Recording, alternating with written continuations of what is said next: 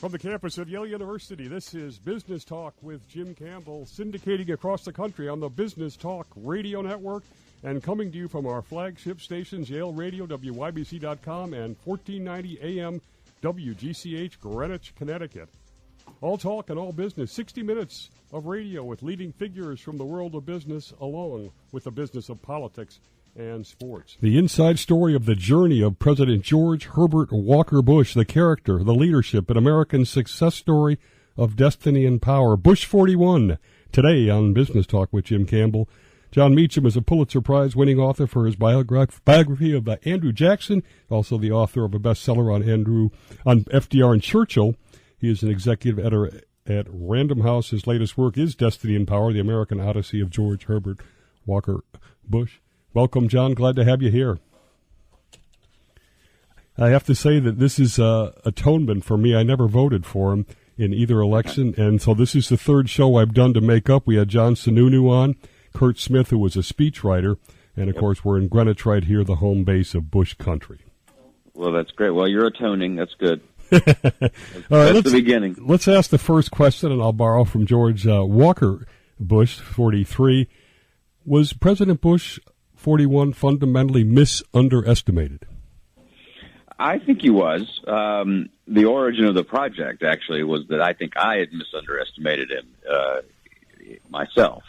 When I met him 17 years ago, it struck me almost immediately that this was a much more charismatic figure than I had ever really acknowledged and or known.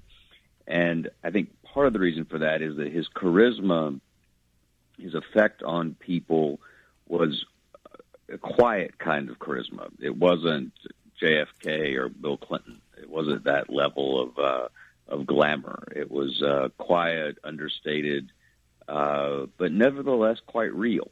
And one of the key questions you have to answer in political biography is, what was it about a given person that enabled them to convince a majority of American voters to entrust their fates to his hands? And so that was the question that framed what I was doing. That's the mission I went on, was to try to answer that question. And you seemed like you had almost unparalleled access. Perhaps this is the memoirs he never wrote, kind of. How long did you spend on the book? What was your access, and what's his health like now? Sure. Well, as I say, I met him 17 years ago. We really started 9 years ago, 2006. We began a series of interviews and conversations for the book. Our first one was in 2006. Our last one was on September 8th of this year, actually. So he gave me unconditional access to his audio diaries that he kept in the White House. Mrs. Bush gave me access to her diary, which stretches back to 1948. So they were incredibly open, very generous with their time, and there were no conditions on the book. You know, this is my version of it, not theirs. But a really remarkable level of comfort on their part that history would get it right if history had a chance to look at the record cleanly. His health is not great, but he's 91. He's in a wheelchair with vascular Parkinson's, and very cognitively he's all there. He can dip in and out of conversations quite effectively, but that's where he is now. Can you hear that? I can. Sorry, one sec.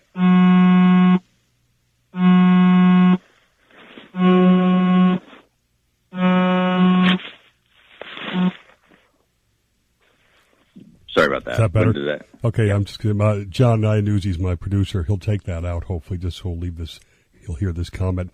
Let's moving on now. You're such a modest man. And I often say that, or I've often heard said, too, that sort of Bush lived the life that Ronald Reagan pretended to live, a genuine warrior, et cetera. And I don't say that to insult President Reagan. But talk about the modesty, I guess. Well, it came from Greenwich. It came from his mother, Dorothy Walker Bush, who'd been born in Kennebunkport, grew up in St. Louis.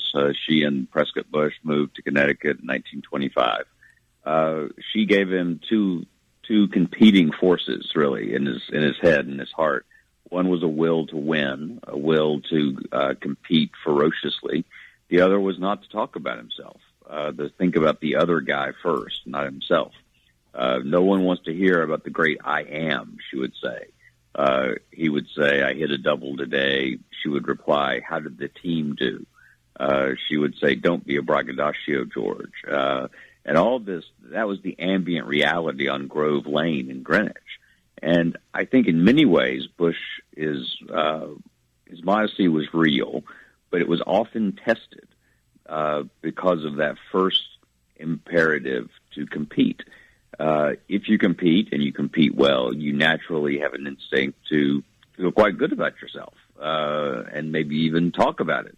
And if you go into politics, an interesting career choice for someone who was not supposed to talk about himself, you've got a capacity, the chance for a big problem.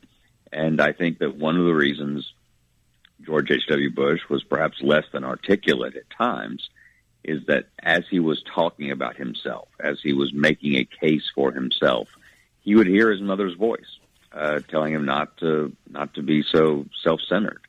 So the modesty is real, but frequently tested. All right, let's talk about in this first segment here some of the big revelations in the book. And, of course, everybody's talking about it, that President Bush 41 referred to Cheney and Rumsfeld sort of disservice in some ways to President Bush 43, calling them both iron asses, that the model of the VP office was too much of a mini State Department, his own sort of neocon power base. Talk about those revelations. Well, President Bush believed that Rumsfeld and Cheney and 43 himself had allowed a swaggering tone to take hold, that the administration, the 43 administration, was too aggressive seeming. The tone was too hawkish. He was actually fairly close to his son, closer than I had thought anyway, on the substance of decisions. It was hard to see, hard to find a lot of daylight between them on the substance. The style was another matter. And so he took Rumsfeld to task, he took Cheney to task, and to his credit, he took his son to task. He said the buck stops there. The president was in charge, and to their credit, both Cheney and 43 pretty much copped to what Bush said, at least in essence. Cheney, Bush had told me that he thought Cheney was a different man after September 11th than he'd been before. Certainly the Cheney he had known as Secretary of Defense during his own administration. And Cheney said, yeah, that's right. I was changed by September 11th. The strategic environment shifted. We'd lost 3,000 people, and I was determined to do everything I could to help make sure that didn't happen again. 41 had said to me that 43 had used hot rhetoric at times. 43 said, he's right. My rhetoric could get pretty hot. And then he said, but you know what? They understood me in Midland. So I think it was a generational difference in many ways. It was a cultural difference. The product of Greenwich Country Day School was just a more modest and more carefully calibrated speaker on matters of diplomacy and force than his son and his son's team. There was no conspiracy that Rumsfeld tried to sideline 41 back in the Ford administration, though, right? I don't think so. I think that was President Ford making a decision based on some personality clashes that didn't have anything to do with Bush. But I should say, for the record, President Bush disagrees with me. I mean, he still thinks that this is that Rumsfeld was trying to get rid of him, essentially, by sending him to the CIA at a point when being director of the CIA was, as Bush put it, a political graveyard. Yes, during those scandals especially. What surprised you the most? Now, it surprised me, first of all, how much he allowed to go on the record and that how emotionally complex he is. What surprised you? Well, those are two things that certainly did. His emotional nature was something that I hadn't fully appreciated. He frequently wept when we were doing our interviews. He frequently expressed a level of emotional honesty, really, both in his diary and in our interviews, that I hadn't quite expected. The twin tragedies that really, I think, shaped him in that regard was being shot down over the Pacific in 1944 combat episode in which he lost his two crewmen. And he told me that he thought about them every day over the 7 ensuing decades, always wondering, why was I spared? And I think in many ways his life has been an effort to prove himself commensurate with having survived when others did not. The second was the loss of their daughter Robin to leukemia in 1953. An incredibly painful chapter, obviously, in their lives. And when I asked the president what he had learned from that, he said that what it had taught him was that life was unpredictable and fragile. Unpredictable and fragile. And so I think when you look at him through that lens, through the lens of those tragedies, you begin to understand his high energy, his drive, his determination to make the most of every possible moment, because he knew that everything could be taken away at any moment, even for the innocent, as it had happened with Robin. You're listening to Business Talk with Jim Campbell over the Biz Talk Radio Network, 300 stations around the country. You can go to biztalkradio.com to find the station nearest you, to listen over the Internet, access our podcasts. Coming next, the unconventional path of a man from privilege. Money, money, money, money. You gotta have it. When you need it, what do? If you don't have a rich uncle, call LendingTree. With us, hundreds of banks compete for your business, so you'll get loans with competitive interest rates, and in some cases, with no closing costs. So here's the deal. If you need money, call us. Do you want to refinance your current loan? Are you 62 or older and interested in a reverse mortgage? Then call LendingTree now. 888-794-1645. 888-794-1645. We've closed over $250 billion in loans. We know what we're doing and can help you. Call right now for a free quote. 888-794-1645. 888-794-1645. 888-794-1645. That's 888-794-1645. NMLS number 1136. We're talking with President Bush 41 biographer Jon Meacham. I want to talk about some of the key influences and experiences in his life. We just talked about the impact of his mother, the war, and Robin on that. So let me ask you first then about the impact of his father and then Barbara Bush. Sure. Senator Bush of Connecticut, hugely important. As President Bush used to say, Dad, tall, respected, kind of scary. He was a formidable figure. 6'4", loved to sing, Wall Street man at Brown Brothers Harriman. Obviously represented Connecticut in the Senate for 10 years, 1952 to 62. My favorite story about him is when George H.W. Bush and his older brother Prescott paid a local girl, it was either a dime or a nickel, to run naked through the house on Grove Lane.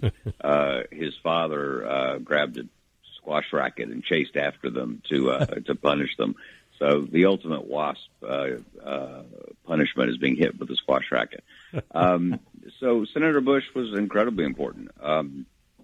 Gave George H.W. Bush an ideal of public service, a role model, someone to live up to, and he was always trying to live up to him in many ways. Barbara Bush, I think if without marrying Barbara Pierce from Rye, I don't think he would have been president. I think she was that important in his life. She kept the family together, body and soul. President Bush was often away, as men were in that generation. And it was Barbara Bush with her determination, her steadfast love, her pluck in many ways, that enabled the family to stay together, to be strong. It took a lot of guts to go to Texas in 1948, which is when they left Yale and went down there. Mrs. Pierce in Rye would actually send them boxes of soap and laundry detergent because she thought that Texas didn't have that. Wild frontier. Exactly. And you also talk in the book about how they didn't get along very well, Barbara and Nancy, probably from Nancy's side. But you can talk about that if you'd like. But let's get into the road less traveled. You started off with, here's a guy that obviously had a ticket to Wall Street. He goes to Texas. He does the GOP when Texas is all Democratic. He takes a China post there when he could have had the UK or France, a more traditional ambassadorial spot. What's this road less traveled all about? Why was he able to do that from Greenwich? Well, it was partly because of Greenwich. He told me on a number of occasions that the reason he went to Texas and didn't go to Wall Street, and then the setting up a pattern in his life that you just articulated, was because he wouldn't have been able to set his own goals. It wouldn't have been different enough. That was the word he used. He wanted his life to be different. If he'd stayed on Wall Street, he would have been in his father's shadow and his grandfather's shadow, G.H. Walker, his mother's father. And so this is a man, George Bush was a man who wanted to make his own way. He always had a safety net. He always, his family was always there for him. He always benefited from being George Bush, unquestionably. His family invested in his business. His father helped him get a seat on the Ways and Means Committee when he was elected to Congress. So I'm not arguing this is Horatio Alger meets Abraham Lincoln, but I am saying that we all know exactly what George Bush's life probably would have looked like without this instinct to take a different path. He would have lived in Greenwich, perhaps. He would have taken the train into Wall Street. He would have read The New Yorker. He would have developed a significant fondness for martinis. He would have played a lot of golf, played a lot of tennis. We all know people who took that path, and that's a good and decent life, unquestionably.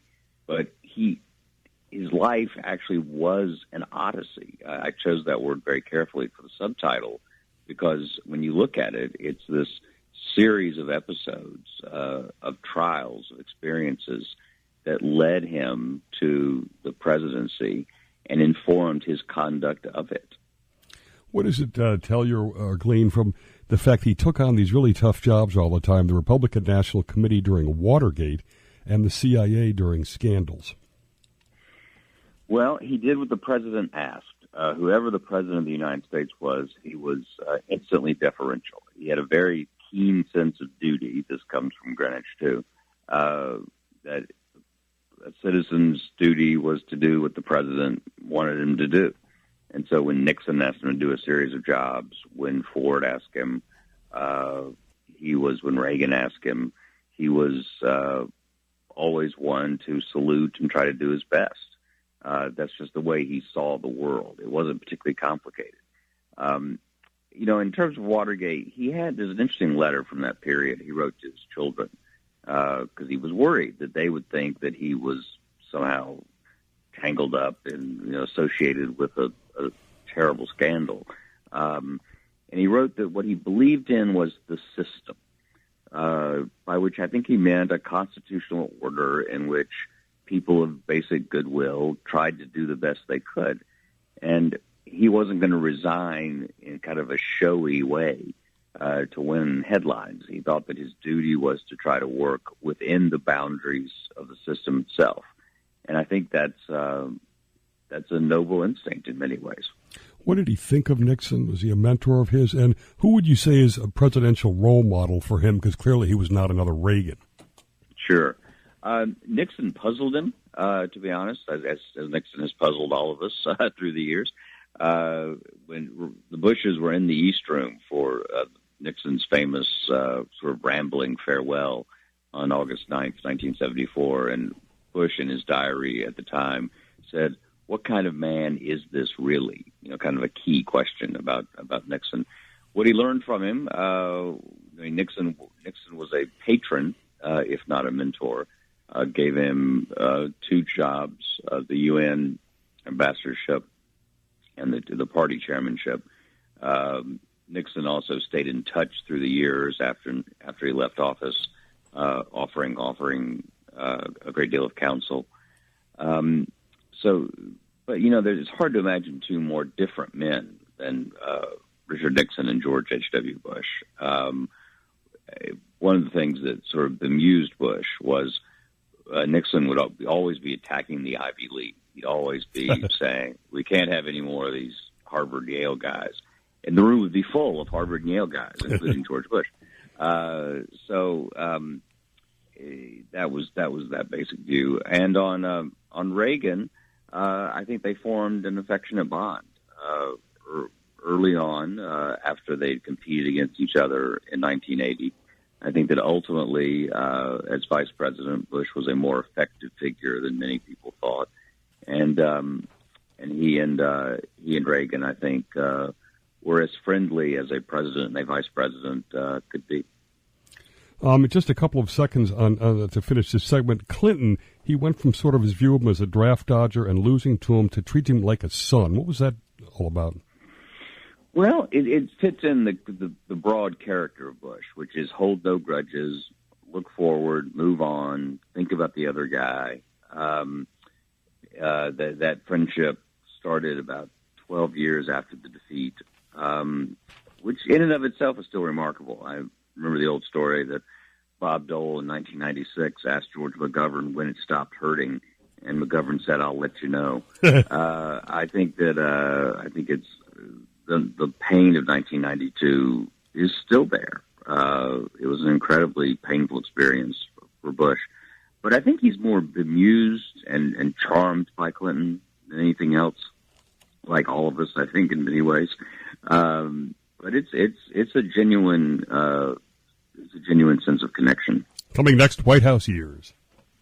This is Jim Campbell, host of Forensic Talk. Tune into this station on Monday evenings at 6 p.m. for deep dives into the biggest crime stories today. Unsolved murders, financial crimes, penetrating questions. I'm John Iannuzzi, producer of Forensic Talk with Jim Campbell. Each week, you'll hear in-depth interviews, whether it's Bobby Kennedy Jr. on his claims his cousin Michael Skakel is innocent of the Moxley murder, or a brutally honest conversation with Kathleen Willey, one of the women alleging sexual assault in the Clinton Oval Office, or the first interview after prison with an insider trader from the Raj Rajaratnam biggest insider trading scandal in Wall Street history. That's Monday night at 6 p.m. We'll bring you the facts, the forensic, both sides of the story, from insider trading to crimes of passion. Forensic Talk with Jim Campbell is brought to you by Park City Productions. Like us on Facebook, subscribe to our YouTube channel, and follow us on Instagram. That's Park City Productions 06604. And we're talking with Jon Meacham, author of a new book, Destiny and Power, The American Odyssey of George Herbert Walker Bush. As we get into the White House years, this difference between campaigning and governing, and it always bothered me that he had a Lee Atwater and could run really tough, ruthless campaigns. The one in '88 really bothered me was sort of substance-free, this Pledge of Allegiance, Willie Horton. But then governing was completely different. How did he justify that in his mind? That one did what one had to do to win power, and that what mattered was what one did with it. And I think that the test of a political life in a practical manner is less about the compromises and capitulations and colorations one takes on to win office, and more about what one does when one is in it. There's never been an American politician that I can think of who did not compromise and trim his sails on the way to power. What's remarkable about Bush is how, on the big issues of his time, he did attempt to put the country first, which presidents don't always do. It started early. It started in 1964, in the 1960s. He opposed the 1964 Civil Rights Act, which is a painful thing to say at this point because of the significance of that act. But when he was running for the Senate in Texas that year, he opposed it, along with Barry Goldwater, the standard bearer of his party. But then what did Bush do when he was actually in office? In 1968, he voted for fair housing, lifting racial discrimination from the housing market. So he had done one thing on the campaign trail, did another once he was in office. And that was in Texas, too, a right-wing nutcase time. Yeah, and he had angry constituents in Houston who came after him for it. But it was a brave thing to do. The 88 campaign, as you say, was a rough-and-tumble occasion. But what does Bush do immediately once he gets in office? He tries to create an ethos, an atmosphere of compromise and consensus. You know, some of his best friends were Democrats. Rosti from Chicago, Sonny Montgomery from Mississippi, Lud Ashley from Ohio. He did everything he could to create a Washington that would work, that would not simply be a series of partisan standoffs. You asked about the role model. I think the role model is Eisenhower. Yeah. I think that not only is Bush the last Eisenhower Republican, but that he was quite conscious in wanting to build consensus, wanting to govern not from the right or the left, but from the center in the way that Ike was. How much did it bother him? The credit we talked about that moral courage you just showed in the fair housing. How much on the other side when you get comments like he put his principles in a blind trust to be so, and the other one, the famous Newsweek cover calling the wimp factor. How much did that bother him? It bothered him enormously. It got under his skin. It had an effect, unquestionably, and I think it toughened him up. It made him harsher in the 88 race than he probably otherwise would have been. Having people question his manhood, his toughness. And, you know, he was a man who had been shot down. He was a man who built a business. He was a man who lost a daughter. He had hung on through all these appointive jobs, which now when we look back, it seems like this natural progression to the presidency. In real time, it was anything but. You know, each of those jobs he had, UN ambassador, chairman of the Republican National Committee, envoy to China, director of the CIA, vice president. Each of those jobs could easily have gone another way. And he could have ended up back in Texas just making money, which was a great fear of his. He, in 1977, when he actually went back to Texas after being director of the CIA, after the Carter defeat of Ford, he was incredibly restless, immediately began running for president. He did it so tirelessly that he once shook the hand of a department store mannequin in New Hampshire. You know, so this was a man who was driven to succeed and really could not stand repose. Well, let's talk about some of these accomplishments and that some may be underestimated. The Gulf War coalition, this will not stand, and the management of basically the fall of communism, the fall of the Berlin Wall, reunifying Germany. Put those into historical perspective for us. Well, Henry Kissinger told me that it was the most tumultuous 4-year period of any president since Truman. As you say, Tiananmen Square, fall of the Berlin Wall, end of the Iron Curtain, end of the Soviet Union itself, first Gulf War. And then I would throw in the domestics, the negotiation of NAFTA. I would throw in the domestic achievements, too. Yes. Clean Air Act, Americans with Disabilities Act, the 1990 budget deal. You know, it was a hectic, action-packed 4-year period. And these are incredibly important events that history will, the farther we get away, the larger I think that mountain is going to loom.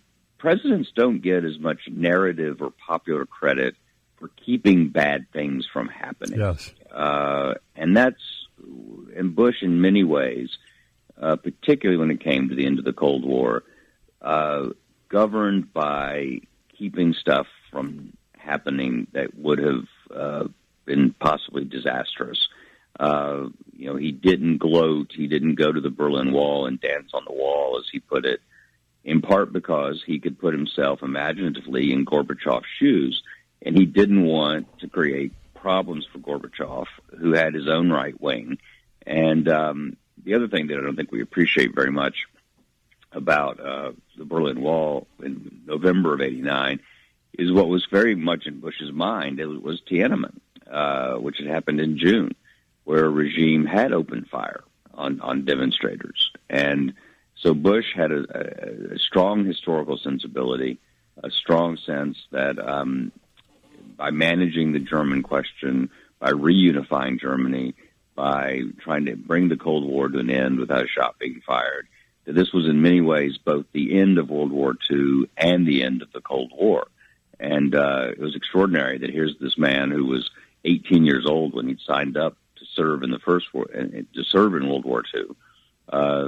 That history had brought him to the pinnacle of power, just as those events were coming to a resolution 40 years later.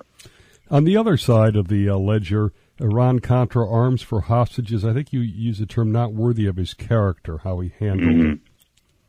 Yeah, no, he lied about Iran-Contra early on.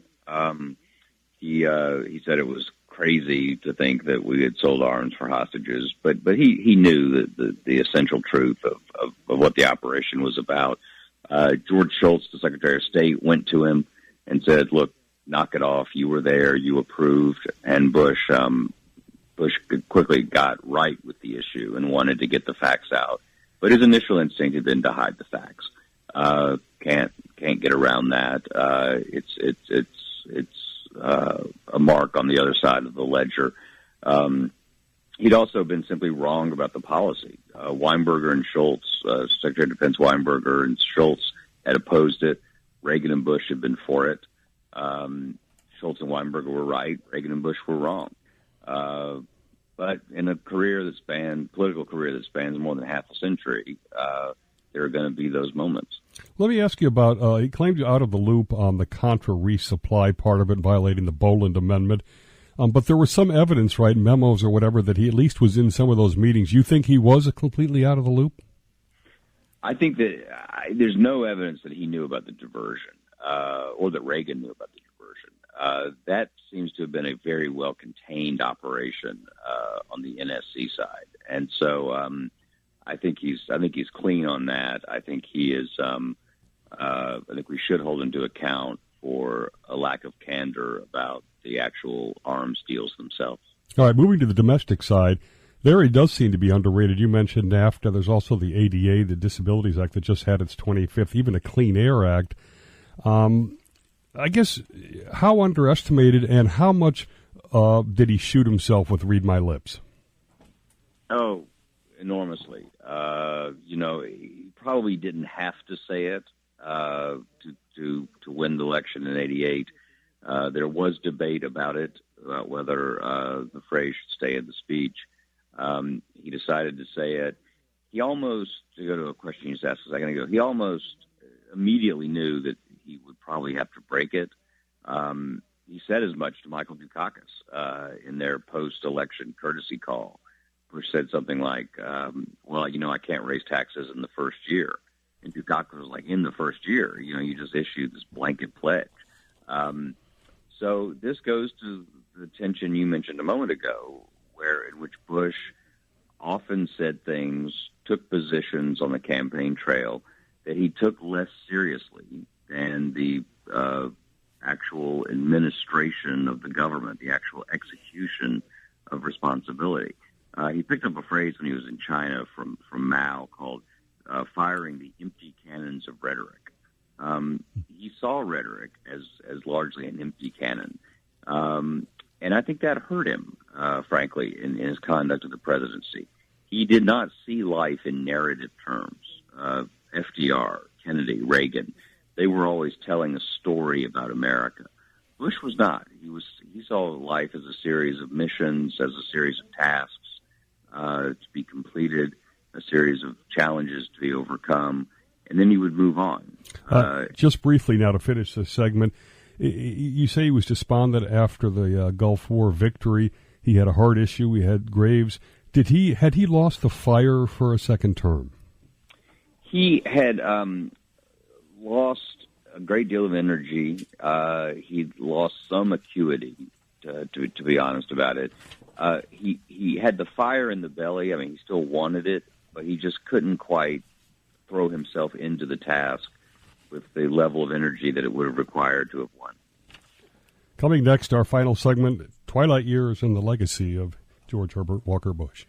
Know someone with a drinking or drug problem? Learn how to get sober after we share these stories. I was 35 with 2 beautiful children when my life and addiction started to spiral out of control. After my divorce, I went into a depression cycle and started drinking more often and using prescription drugs. After my second DWI and arrest, my ex-husband threatened to take our children away from me. I was 17 when I became addicted to heroin and meth. I thought I could quit on my own, but I couldn't. It hit me when I was arrested. Get sober now. Your private insurance may cover costs and we'll get you here. It's simple. Just call Elite Rehab Placement right now. Please don't wait. Your life matters to us. 800-917-2194. 800-917-2194. 800-917-2194. That's 800-917-2194. Our guest, Jon Meacham, brilliant biography of President Bush 41. First on the Twilight, how is he dealing out of the limelight, and what's he feel about Jeb Bush's campaign? He, is watching with concern. He's a concerned dad, obviously. And I think has always attempted to leave his sons' political lives alone. That is, he knows that there can only be one candidate at a time. There can only be one president at a time. I think that puzzles a lot of people, who have this vision that he must have, for W and Jeb, he must have jumped on the phone and said, hey, here's the ad, you should run in Iowa. That's never been part of the Bush dynamic. He has inspired these sons in many, many ways to go into public service. He watches with concern. He's always there as a dad, but strategically and tactically, he stays out of the way. Now, he's a man of missions, as you told us before. Does he feel like he has a mission now? That's a great question. I think not. I think that the one problem with that he's had with growing older is that once you've been president and jumped out of an airplane at age 90, yes. What the hell else do you do? But I think he is a remarkable figure in that I've never known someone at that level who is as at peace with what he did and with what history will make of it as George Bush is. All right, let's talk about some conclusions now. Was he fundamentally unable to convey, and he used this word a lot, his heartbeat to people? He was. It's striking to have been in public life that long and to have risen to the pinnacle. And I think that most people still don't fully know him. I think now they know him for jumping out of planes and wearing funny socks. I think people are fonder of him than they were in real time. But my argument is this is a very complex man, fundamentally shaped by Greenwich, by the Gilded Age Midwest, by World War II, by moving to Texas. There's a lot of the history of the country that you can chart and follow if you chart and follow his course. And so I think he's a much more substantive and important figure than most people appreciate even today. Do you think he ends up being right? He got criticized for lacking the vision thing, but he ended up right on voodoo economics, a big thing, and on the Iraq War, even though his son was reelected. Well, he got more right than he got wrong, and that's always a good place to start if you're president. And, was he perfect? No. Did he fail to understand the rhetorical requirements of his office? Yes. Did he run one of the worst re-election campaigns ever? Yes. But, ultimately you have to be judged on what you did, what you kept from happening. And I think, based on that standard, his historical stock is only going to rise through the years. Is he the last of his kind, patrician from the Greatest Generation? Obviously, we're running out of those folks, but the bipartisan nature, the lack of being on either of the wings? I think so. I think I think it's very hard to imagine someone like him getting through a primary. Imagine somebody who'd had 4 or 5 serious governmental jobs. I mean, today in the Republican Party, you're called a member of the establishment, if you have a driver's license. So I think, I do think he's the last of a kind. To his credit, by the way, he resists this. He doesn't like the idea. He thinks that there are plenty of gentlemen who can go into politics, and that statements like the last of a kind are overheated. But I think that historically it's true. If we now talk about his legacy now, you detected it. He almost insecure about the fact that maybe he's going to be seen as an asterisk, a one-term election, not a great man. How does he see his legacy, and how do you see it? His view is very pithy. It's that he hopes that people will think that he put the country first, that he didn't put his self-interest first, his political self-interest.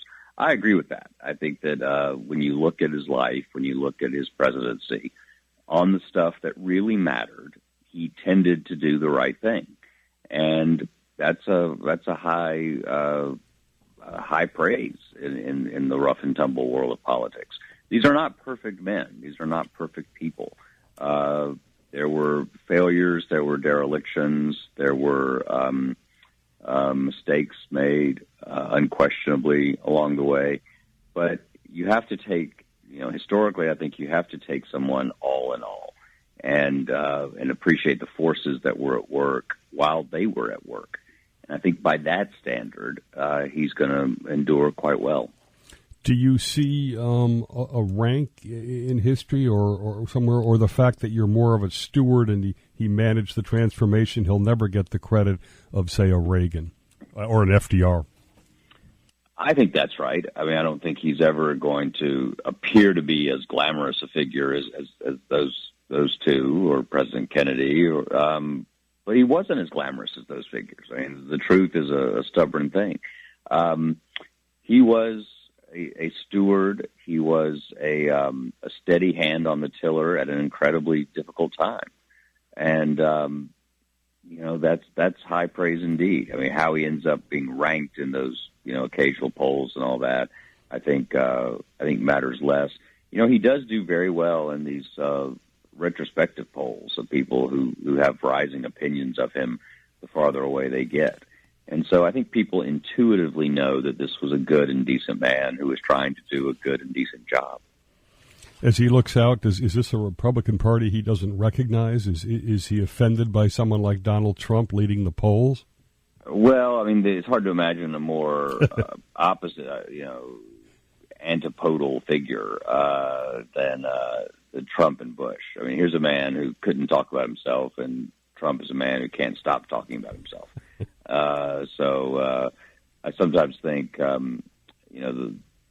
looking at the Republican Party over the last 25, 30 years is a little bit like what Henry Adams said about the progress from Washington to Grant disproved Darwin. I think there's something to that. As we finish up, the appointment of David Souter, his first big bold announcement that he'd been telling people was Dan Quayle. Does he have any regrets about either of those decisions? He regrets the rollout of the Quayle decision. He said that in real time, that he had sort of blown the announcment in introducing Quayle to the country. All in all, he thinks that Quayle served him well, and thought that the press overreacted to Quayle. Justice Souter, he referred to as a huge mistake. Thought that Souter had been more liberal than he had expected on the court. And I'll say this about Justice Thomas. He stands by him, is very proud of him, proud of his service on the court, proud of getting through that confirmation process. Well, it's a great book. It's been a great quick hour. I want to finish up with two comments from George W. Bush, talking about the integrity and honor are worth more than title and treasure, and the truest strength can come from the gentlest soul, talking about his dad.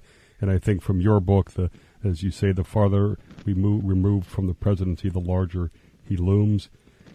Thanks to Jon Meacham. His book is Destiny Empowered, The American Odyssey of George Herbert Walker Bush, published by Random House. It's got a beautiful cover, by the way, and I bought a copy for my dad, who's the same age as President Bush 41.